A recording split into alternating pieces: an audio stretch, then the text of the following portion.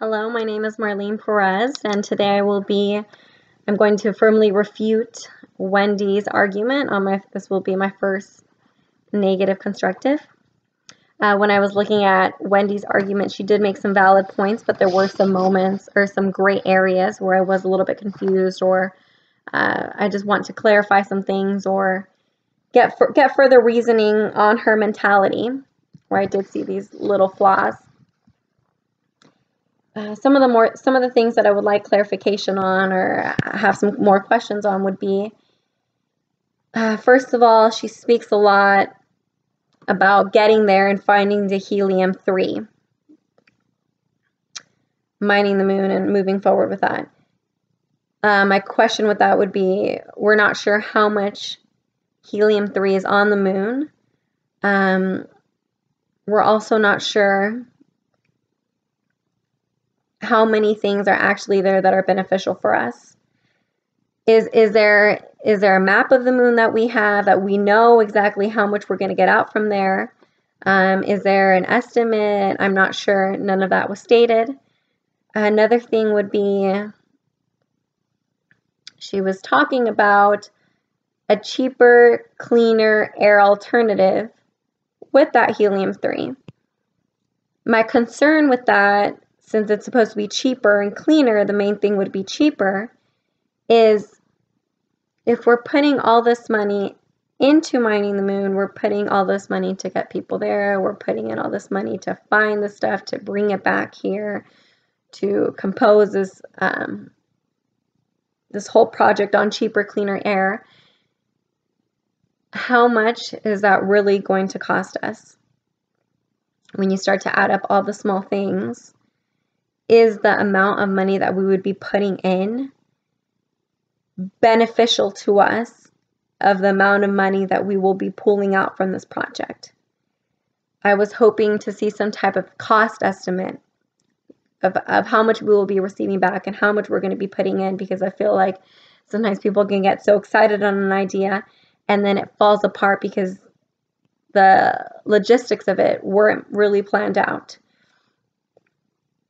Something else that she speaks of a lot would be, one moment.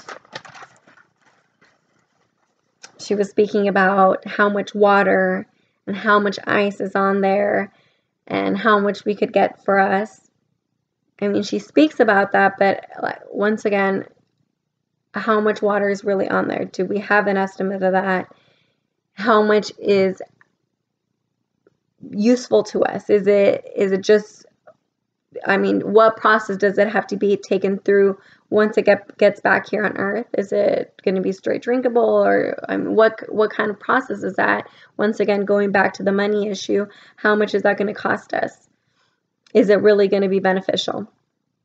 One more thing would be Wendy bringing up some elite companies investing in getting to the moon and getting the products we need. If it's just the elite companies investing in that,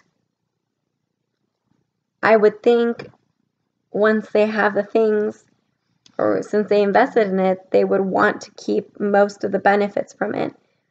So then that raises a question, would that really benefit us as a whole, or is it just going to make the poor, I mean, keep the poor poor and keep the rich rich?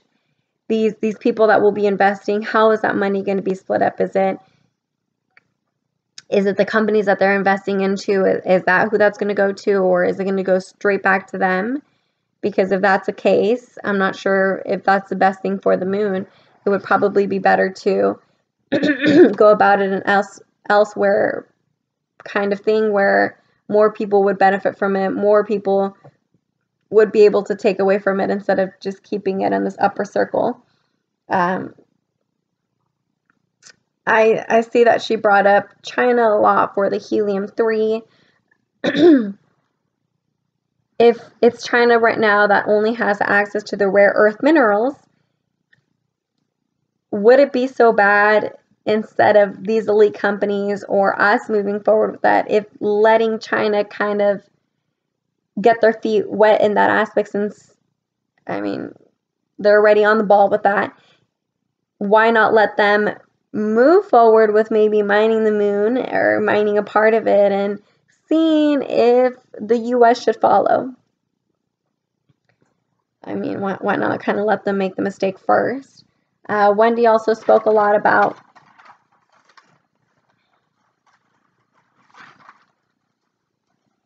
let me see, I had one more. She was speaking about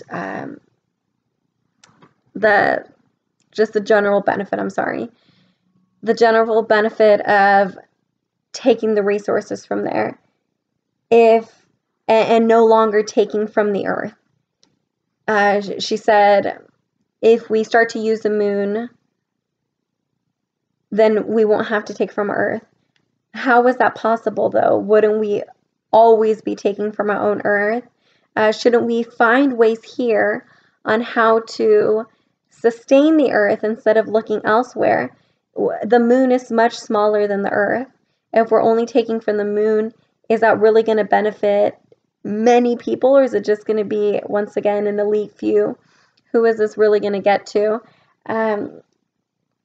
Like I stated, she did bring up some good points, but there were some points where they were a little bit gray, and I would just like some clarification on that. A lot of unanswered questions, but hopefully we can get a few more responses. I'm just really seeing if this whole thing is really beneficial with those gray areas. And like I stated, we should be working on things here on Earth and seeing what we can get back from here, not from the moon. Thank you so much. Have a good night.